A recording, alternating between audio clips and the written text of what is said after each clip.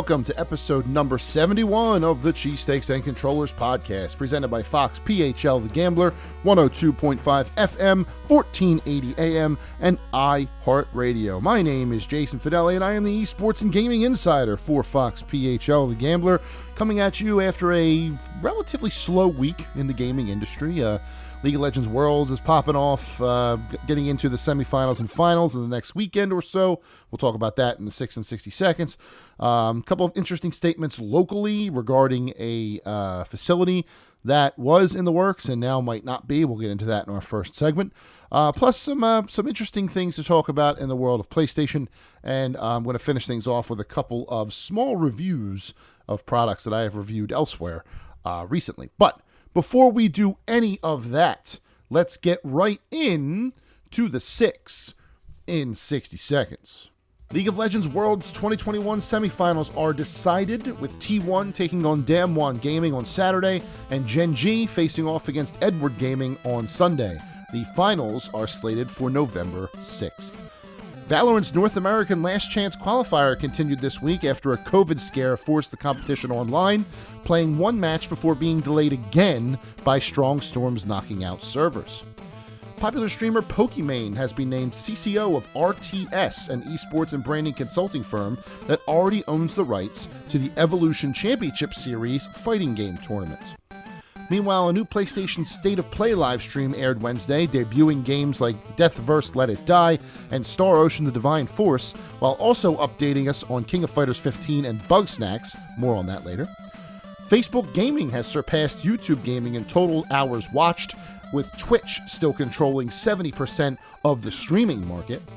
And finally, Call of Duty Vanguard install size will be 30 to 50% smaller than previous games for both PC and next-gen consoles, with Xbox's Series X file size down from over 100 gigs to 61. Those are your 6 in 60 seconds. And as always, the 6 in 60 seconds are brought to you by the sponsor for Cheesesteaks and Controllers. That is Ghost Shaver. The Ghost Shaver is designed to feel like an extension of your arm, allowing the user to reach anywhere on the head, face, or body. The precision cutting system gives you a close and smooth shave every single time, with 5 different rotary flex action super thin blades and a patented handle design that fits into the palm of your hand precisely. Go to ghostshaver.com to check things out and get yours. That's Ghost Shaver, a shave above the rest. Yes, folks, those are your 6 in 60 seconds for the week. League of Legends Worlds has been very entertaining. Trying to watch Valorant, but Mother Nature just will not let me do it.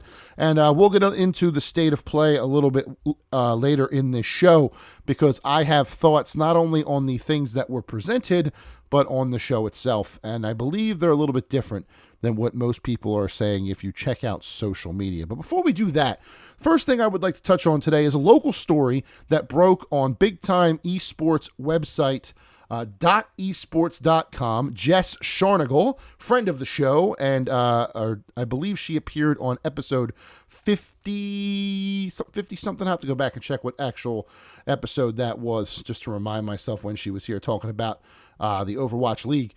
She broke the story. She reported the story over on .esports that the Fusion Arena that was scheduled to be built down by Xfinity Live in the shadow of Citizens Bank Park and Lincoln Financial Field might be in jeopardy. And the headline reads, Comcast Spectacor is evaluating plans for a new venue after COVID halts Fusion Arena construction. And the article states, and these are Jess Sharnagle's words, Jess Sharnagle at .esports, remember, Comcast Spectacor, the owner of the Overwatch League's Philadelphia Fusion, still intends to develop a venue that will be used to host, quote, concerts, esports, and much more, unquote, according to a statement provided to .esports when the article was written. Another, continuing the quote, though we've paused construction on Fusion Arena due to the pandemic, as many projects did around the country, we're still evaluating our plans for a new venue at the Wells Fargo Center complex to host concerts, esports, and much more. As we emerge from the pandemic, we're eager to resume development of an innovative state-of-the-art facility in the heart of Philadelphia's sports and entertainment district. We hope to make announcements about the ongoing project in the coming months. Now, there are a couple of alarm bells that are going off for me here. The first one is that the statement does not mention the Fusion Arena at all. Calls it a new venue, calls it a innovative state-of-the-art facility, or innovative, depending on how you pronounce things. I get told I pronounce things weird. But never mentions the Fusion, nor does it mention the Overwatch League by name. It only calls it a new state-of-the-art facility or a new venue. There is no mention of the Fusion in the Fusion Arena, and that is scary for Fusion fans. Obviously, there's still going to be something there, but as a follower of the Fusion, and I'm sure many will agree with me on this, we were kind of looking forward to an esports-themed building down there. Right in the heart of South Philadelphia Sports Complex, standing equally with the rest of the arenas in South Philadelphia, Lincoln Financial Field, Citizens Bank Park, Wells Fargo Center, right there next to Xfinity Live. We wanted that. We wanted a place for esports fans to call their own that was considered equal, in the eyes of the people building it at least, to the rest of the stadiums. And now, while it's still being built, obviously, or there's still going to be work on it, it may now not be called Fusion Arena. It may not have that esports distinction. It may just now be another arena that will host multiple facilities. And by then and when you get to that point, I have to ask myself, what's the point, right? You have a concert venue in that South Philadelphia complex. In fact, you have 3. Esports, not so much, which would tell me that you would need to build an esports facility. But then the argument can be made that the block by Nerd Street is about to open on North Broad, up there by the Inquirer building, just north of City Hall, 401 North Broad. So would this now be redundant, having 2 esports facilities just, down the street from each other on Broad?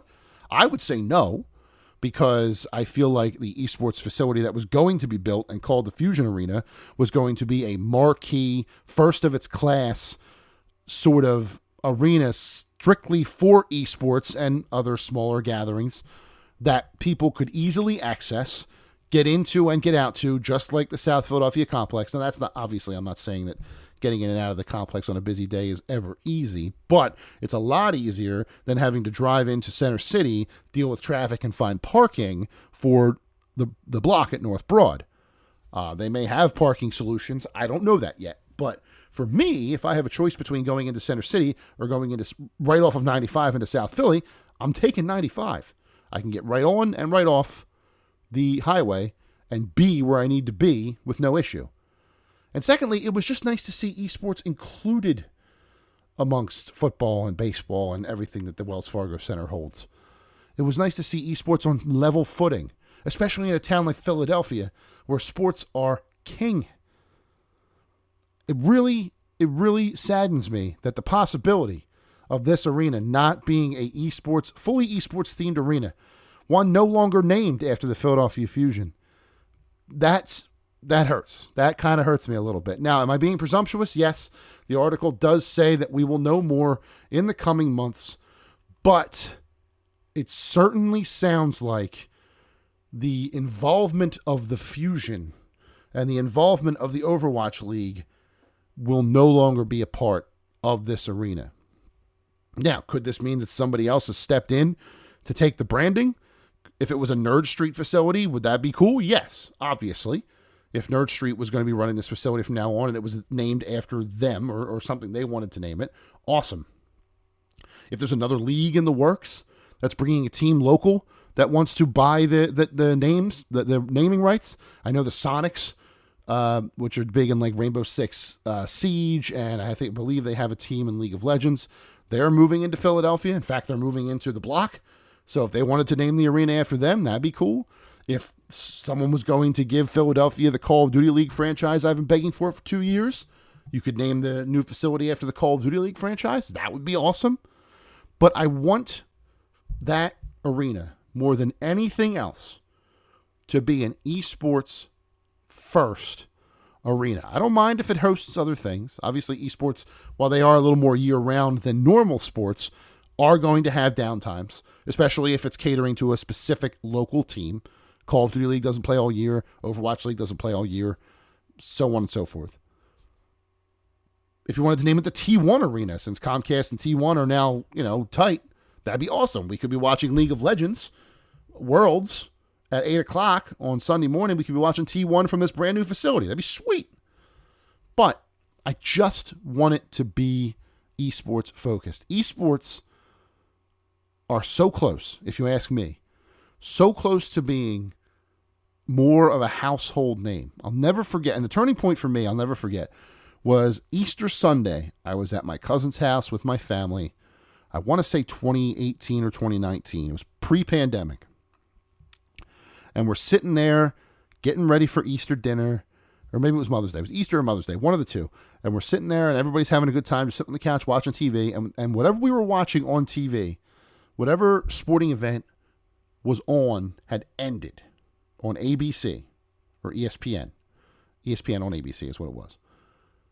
And the next thing on TV was the Overwatch League. I was watching the Overwatch League on a television in the living room of my cousin's house on normal TV, and I was the only one that knew what was going on, and I was explaining it to my entire family. And they seemed to be taking an interest.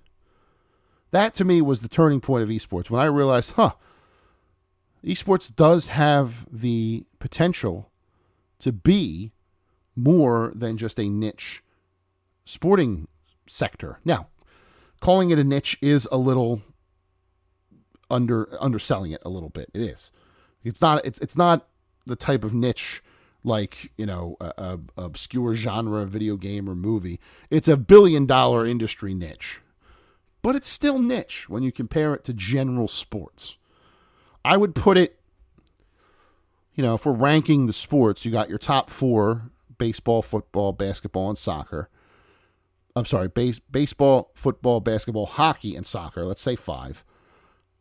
And then your next tier would be like tennis and golf. MMA is in that tier. And by proxy, professional wrestling is in that tier. And then I think esports fits in there, right? I don't want to say, I'm sure some people would be like, there's no way that esports are less popular than tennis and golf. I think they underestimate how popular tennis and golf are. AEW, WWE, professional wrestling and UFC, definitely very popular. That one's a little easier to quantify. But I think people underestimate just how popular tennis and golf are. This esports facility would have done wonders, at least in this city, to raise esports up a notch and put it in the same level, if not higher, than that second echelon. And I feel like not having it themed after esports is a big mistake. Does it have to be the Fusion Arena? No. Can it host the Fusion? Sure. If they ever go back to live Overwatch events like they were going to. However, in general, if that building is not named after esports and it does not fulfill the intention as was described when ground was broke. And they had a groundbreaking in 2019. They brought out the suits in their shirt and ties with their shovels. They broke ground. I think they had a couple players there too. It happened. And then so did the pandemic and nothing came of it. And now we don't know what's going on.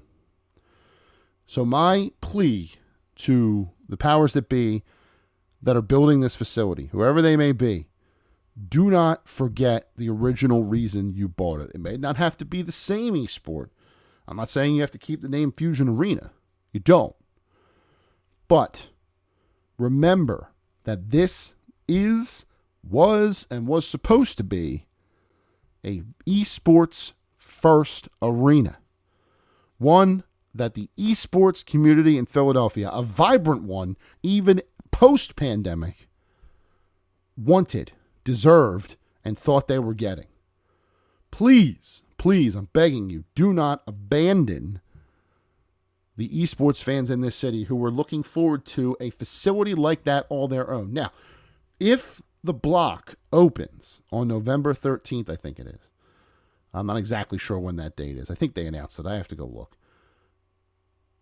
If the block opens and it checks all these boxes, while it would be a big pain in the backside to have to go into Center City to enjoy it, I would understand if a esports-based arena in South Philly would be considered, quote-unquote, redundant. But I would still fight for it. Reason being, putting it next to all the other stadiums makes esports seem level, equal to those sports. And to the fans of esports, they are, if not over them. Obviously, that's personal preference. But putting an esports facility there creates the idea that they could be and gives esports an even stronger foothold and foundation in this city. And by proxy, when other cities start to take notice and start to build their own stadiums across the country and the world. A lot of places already have esports arenas. I've been in one in Las Vegas, in the Luxor. It was awesome. Completely built for esports. I watched an awesome Marvel vs. Capcom 2, almost not quite 20th anniversary tournament. Had some of the best Marvel 2 players ever. It was during EVO 2018. It was awesome. That is the kind of arena that belongs across the entire country. And I thought I was getting one, but after this esports report from friend of the show, Jess Sharnagle, now I'm not so sure. All right, now moving on to the second topic of the evening, let's talk about State of Play. PlayStation State of Play aired yesterday, about 5 o'clock in the evening Wednesday. I am recording this on Thursday as usual. And it's divisive, to say the least. To get right into it, the PlayStation State of Play yesterday was considered, I would consider, divisive amongst the gaming faithful. Now, I also thought that the PlayStation social media accounts had done a good job of telling us what to expect in this show, setting our expectations, setting our hype, let's say, in check. They made sure to tell us it was only going to be 20 minutes long. They made sure to tell us that it was going to be third party only. And they made sure to tell us that a big part of it was going to be a Little Devil Inside. Meaning that it was going to be a very indie focused, non big time sort of event. And yet people went in there thinking that it was going to blow the doors off of us and give us all these great games. And then their expectations weren't met. And they considered that to be a problem. I thought, for what it was a good show. But my expectations were set. I was surprised by a couple of things, and we'll get into them. I'm going to go through the entire list right now. But I think the big takeaway is that, as a lot of people were snidely saying on Twitter or on other social media, this was the presentation, this was the meeting that could have been an email. And I find that to be insulting. Because we always talk about how the big AAA games with these massive marketing budgets steal the spotlight from the smaller indie games. And yet here we are with a 20-minute presentation focused on some of those smaller games with a few bigger names mixed in. And all of a sudden, it could have been an email. I find that to be terrible, awful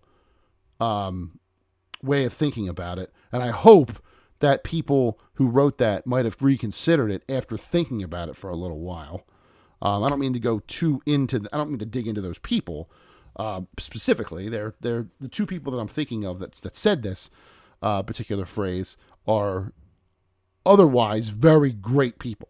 I'm not trying to sit here and say that those people are terrible and you should hate them. No. That statement that this should have been an email is not something I agree with. That I think is terrible, but it is not a reflection on those people. I do want to point that out. But first and foremost, let's get into the State of Play itself. Now, the first announcement from the State of Play was called Deathverse Let It Die, set in the same universe as the 2016 multiplayer action game Let It Die. This is a multiplayer survival action game built around a reality game show where players will fight against each other for fame, glory, and fortune. Supposedly set hundreds of years after that original game, starring the same company that built the tower that you were fighting through in the first place. Interesting first trailer. Was a debut, first we had ever seen of it, and I felt like it set a good tone for the rest of the show. I am interested in seeing more. I felt like Let It Die was one of the underrated games of its time, being a free-to-play online multiplayer game. I thought it was good. It's still going strong, if that tells you anything. So there obviously is still a audience for it. And a sequel or a follow-up, it's the perfect time for it. The first game, I think, was 2016, like I said. So why not do it now? Deathverse, cool. Good way to start things off. And then I think this right here is where I think the opinion of the game starts to wane, of the state of play starts to wane a little bit. The next trailer is for a game called We Are OFK. OFK is an indie pop band, I believe a real-life indie pop band, which is teaming up with one of the designers of Hyper Life Drifter for a 5-episode music biopic series. And the trailer for this was interesting, but slightly long-winded.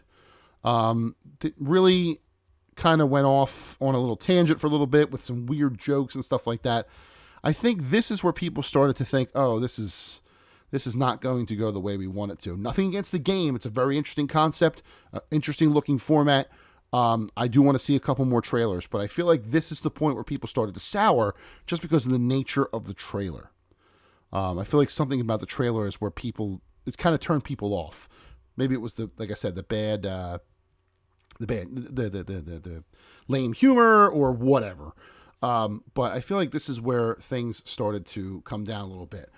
For me, it was immediately saved by Bugsnax, The Isle of Big Snacks, a free follow-up coming early 2022 to Bugsnax, a very good PlayStation 5 launch title.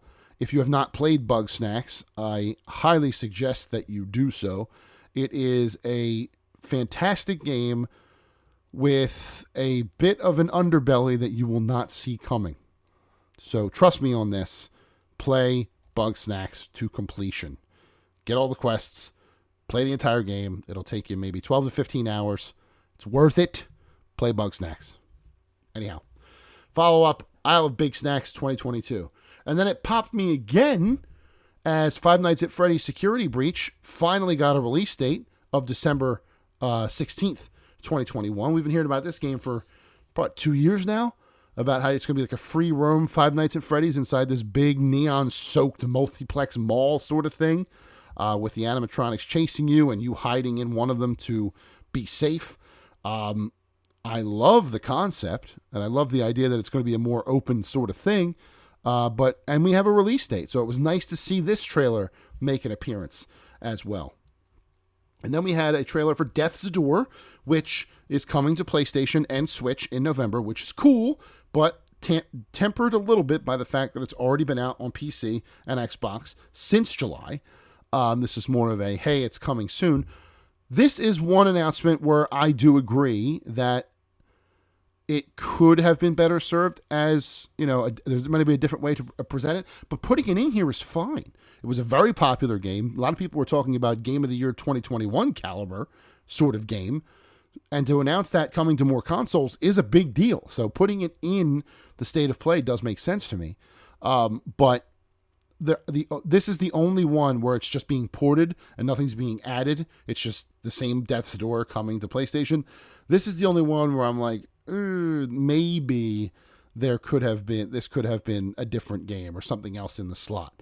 I think it's really cool, like I said, and hopefully it'll get more people to play it, but I kind of get it there.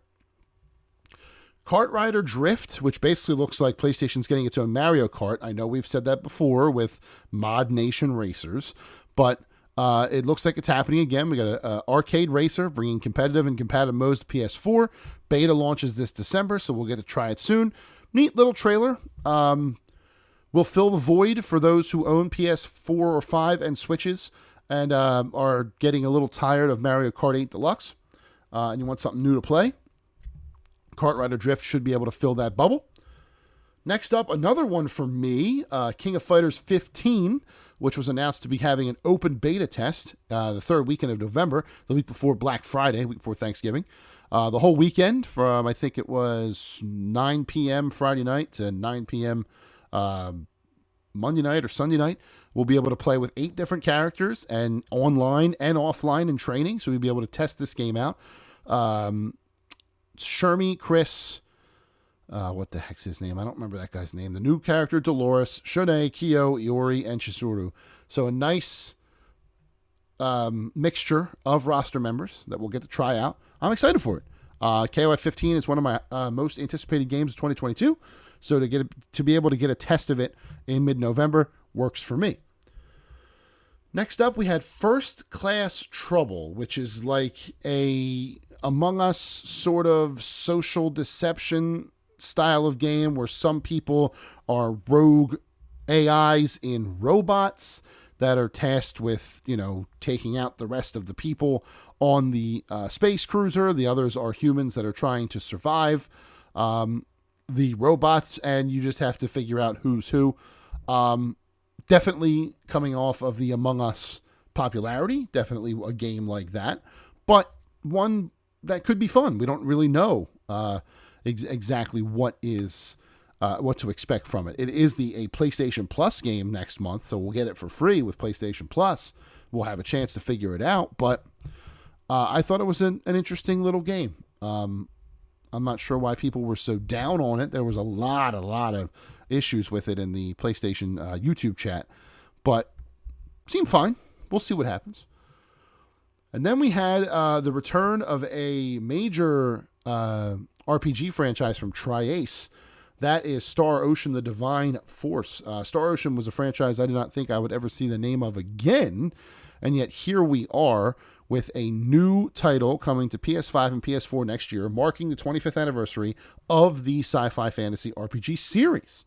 Looked a little Xenoblade Chronicles-like for my taste. Nothing against Xenoblade Chronicles; those games are great, but I would have liked something a little more original out of Star Ocean. But we'll see. We'll see if it turns out the way it should in 2022. We'll see how the game and Tri-Ace impress us when it does launch. But hey, Star Ocean's coming back. That's something to be happy about. Whenever a longtime franchise comes out from obscurity and gets a brand new title, I think it's always a good thing. Introduce more names to the people. So, new Star Ocean, I'm down for it. And then we get the aforementioned Little Devil Inside, the Victoria era action adventure with gameplay. Had a little bit of puzzles, had the interesting world map which basically just looks like miniatures on a table, and how you can plan your way around the game. I thought it was a cool little trailer. Ending the presentation with that was a little weird, considering you had teased it, so you were already teasing your last announcement, which is never a good idea. But when your last announcement is a indie game like Little Devil Inside, I kind of understand that thought. Now, if they were going to end with Final Fantasy 16, which was a third-party game coming to PlayStation, that would have been a nice surprise. Saying this was last, and then saying, oh, one more thing, and then Final Fantasy 16. But that didn't happen. This was the end. So, going through all those announcements, you may think that, wow, they're not very interesting, or there's not really anything that I'm into. No games here that I really am feeling, or I haven't already played in the case of the games that are coming over as ports. And that's fine.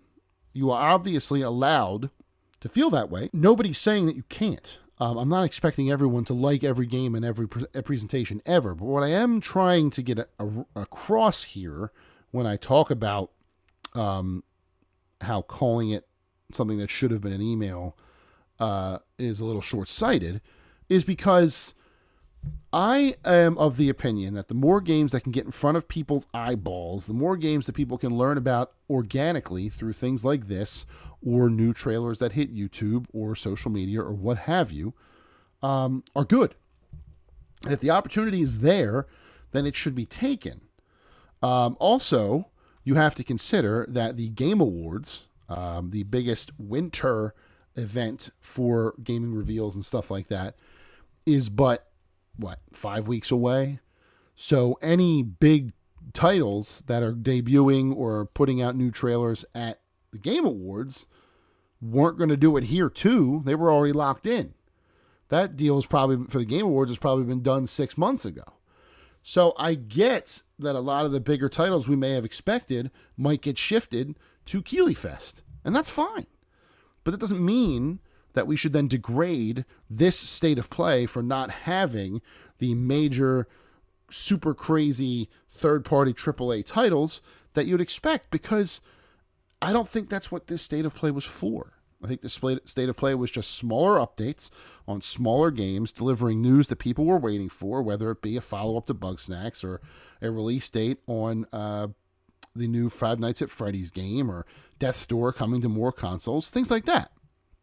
This was not a game, and this was not an event intended for the full AAA knock down your doors and be the best game you've ever played sort of game. And those games that were featured could turn into massive AAA franchises thanks to being part of a video series like this that was then broadcast to all of Sony's fans. So I'm not of the opinion that this should have been an email, or this should have not happened, or that it was super, super bad or disappointing. I am not of that opinion at all. If there wasn't anything that you as a gamer were interested in, then fine. That's different. At least you look at these games and you say, I'm not entirely sure I would play any of these. They're really not in my wheelhouse. That's fine. There's nothing wrong with that. My problem is when people just openly mock it for no reason, not trying to think about the reasons that the state of play might have been the way it was on purpose. It might have been designed this way so that some smaller games from indie franchises or what have you could invade, for lack of a better term, a space normally reserved for big-time titles and get some spotlight time of their own. I don't see anything wrong with that. I think if State of Play wanted to continue like this, they should.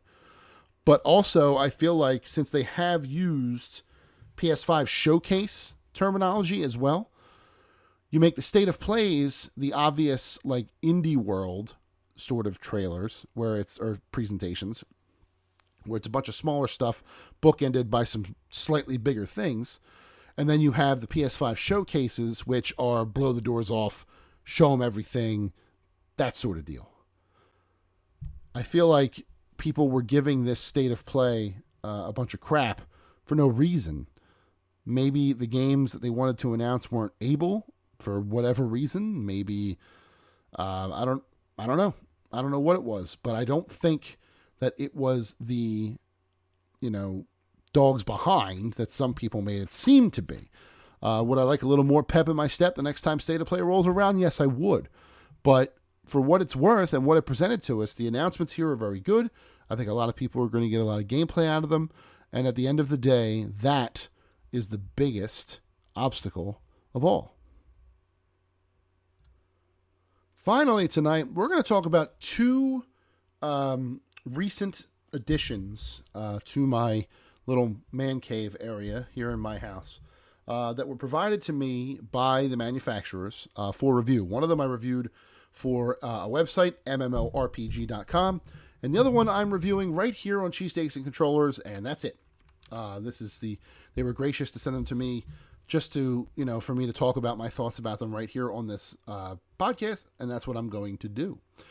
So the first one, which I wrote for MMORPG, is the SecretLab Magnus gaming desk, which is wonderful for many reasons. No longer am I forced to work and record and play games and whatever else have you on a tray table that I've been using since college. No offense to the tray table, it's done a good job. But now I have a full desk that I can do all of my work on. A beautiful black metal desk. You can hear that. Those knocks right there. It's a nice sturdy desk. Weighed in about 220 pounds when I built it. And I really think it does the job that it's supposed to do for me, which is let me organize my things on my desktop in a neat manner, hide the wires, which I'll get into in a second, and just generally look like a very, very good piece of furniture. The first big feature that I'm about to mention now is where the wires go. So when you run wires from your television or your consoles or even your PC back towards the back of the table, there's a little divot or a little opening that you can stick the wires in. And that way, any messes of wires or scrambly wires are no longer a problem. You just put them in there, and they're out of sight, out of mind, making your setup look even cleaner and even better than it was before. That is huge for this. Absolutely huge part of this desk. One of my favorite things, the fact that I don't have to stare at a big old jumbled mess of wires every time I come down to sit at this desk, is a beautiful, beautiful thing. The second part of this that I really, really liked was the build and how long it took to build this thing. And by how long, I mean it took no time at all. It took one night, about 2 to 3 hours to get it done, because the building sequence is very, very, very smart. So first and foremost, everything was laid out very, very easily. Everything had letter stickers on them. Everything was grouped together with the items that you would want to build them with, much like the arcade machine that was sent over by Arcade 1UP. The letter A leg went into the letter A slot, B, C, D, so on and so forth. The build took me all of 2 hours on a Wednesday night. All I had to do was flip it over, stick the legs in, screw them in with diagonals. So 4 screws total, one here, one here, one here, and one here. You know, like you do with normal furniture setup. So bottom left, top right, top left, bottom right. I just realized I was doing one here, and I'm on a podcast. Nobody can see me. It's live audio, everyone, except it's not live. And then once I did that, I had to install a little wire bay in the back. That was easy. Flip it over. It's basically ready to go at that point. There's one last portion of the build that easily almost ruined the entire table experience for me. And that was a mag pad, a magnetic leather pad that sits on the top of the desk as a protector for the top of the desk. A fantastic idea in concept, but getting this thing on this table was impossible. Straight up, made no sense, impossible. The directions said that you had to put a metal strip on one side of the mag pad, and then from there you had to roll the mag pad out by pulling on a piece of paper on the bottom of the mag pad that slowly rolled it out, and then you attach the metal bar to the other side, lay it flat, you're done. The problem with that is that the metal pieces on the side did not stay, and anytime I thought I was rolling it out correctly, once I laid it down, it was hanging off one edge. It was too far up on the one side, which would make it uneven in the backside. And that was infuriating. It took me 5 or 6 different tries to get it right, not including the couple tries I took with my wife. We just could not get this thing on until finally, magically, it slotted into place. Easily, the most frustrating part of the entire build was this mat, which is funny because of all the things you would expect to take a lot of time, it would not be the magnetic protector on the top of it. And also, it was almost like earning an extra couple of years of use or whatever, because the protection that it gives is very good. So if you're able to get it on without pulling your hair out, I do recommend the MagPad. It's a pain in the butt to install. So be careful of that should you invest in this Magnus desk. But everything else is absolutely wonderful. The LED lights, the extra LED lights that came with it are adding more light to the room. The wire bay, like I said, hides all the wires away. There's room underneath, so I can keep a table with some other stuff underneath it. It's just a fantastic piece, and one that I was very happy to review over at MMORPG. If you want to check out that, if you're looking to move if you're in the market for another desk, that is one I would recommend. It is pricey. It is a little pricey. I'm not going to lie. Comes in at about $4.99 with no accessories. It's a hefty boy, but it is worth it. It does do a fantastic job of keeping things on the level, keeping things protected, and keeping things the way you want them to be. So that is what I say about the SecretLab Magnus gaming desk.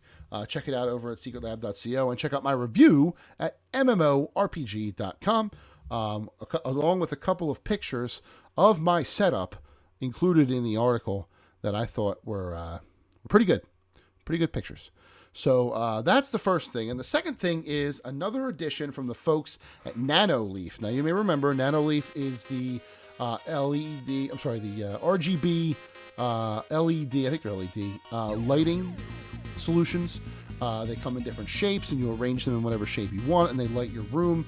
You can set the color schemes on the phone app. You can do all that.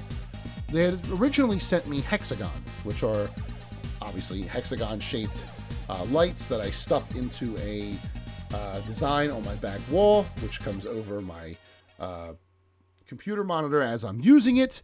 We talked to Jimmy Chu, who is the CEO of Nanoleaf, about his process and about why he thinks these are good and what works about them, yada, yada. And then they contacted me about lines, straight lines from Nanoleaf's product line that can be shaped into multiple different ways. I'm not going to say every kind of way because there are some limitations. The hook that hooks the pipes together does not do straight down for whatever reason. Like if I hook one into the right hand side and I try to hook one into the bottom left side, nothing, it doesn't reach. There's no way to clip the line into the clip when it's coming from straight down. So I ran mine straight across one of the lower parts of the ceiling in my place. And I have to say, I am very, very impressed with the amount of light that those lines have added to this room, especially at nighttime. The ambiance in here, with me having it synced to the hexagons across the room, is really something else. It really brings a lot of warmth and comfort and gaming for as long as I want, obviously, when it sets a good mood for that. I think that these are a good addition to the catalog, mixing them with the hexagons to create a sort of, special symbol to you or whatever. There's a lot of flexibility there. It's not completely perfect, but there is flexibility there. But the lines themselves, again, super easy to put in. You just snap them into the receiver, you peel the tape off the receiver, you put the tape up on the sticky up on the wall, and then that's it. You have lines. You just have to make sure that one of them is near a plug so you can plug it in real fast and you can see the light in action. I keep turning around to look at it as if you're on video. You're not. It's a really cool product. I think I like the hexagons more. I'm not going to lie, just because they're bigger and brighter and more vibrant.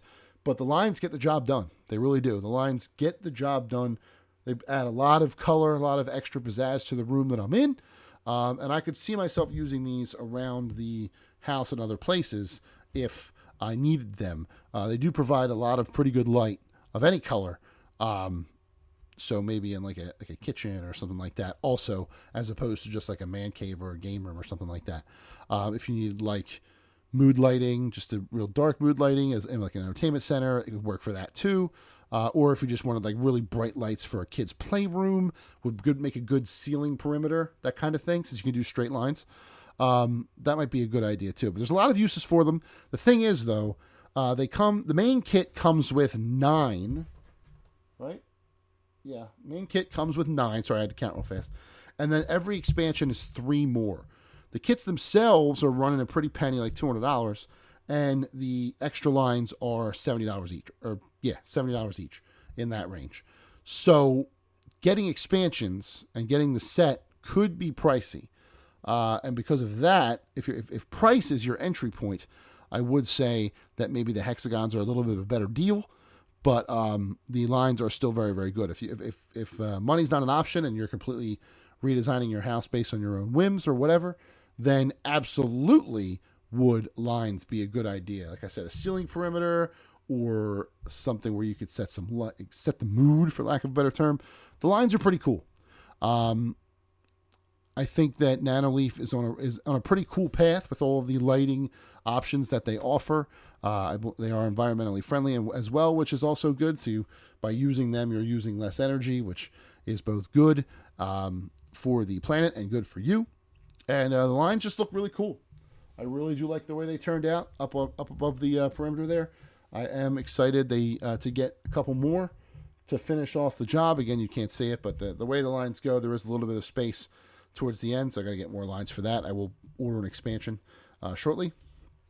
But I do enjoy these Nanoleaf lighting solutions across the board so far. I've liked their hexagons and I like their lines. So I don't know what's next for them, but I'm going to keep liking it. I have a feeling just because they do a really, really good job adding some color to my light and some light to my day. And I really do appreciate the work that they do. So there you have it. That is the SecretLab Magnus gaming desk and the Nanoleaf Lines. Little mini reviews. Go check them out. SecretLab.co for the desk. And I believe it's Nanoleaf.io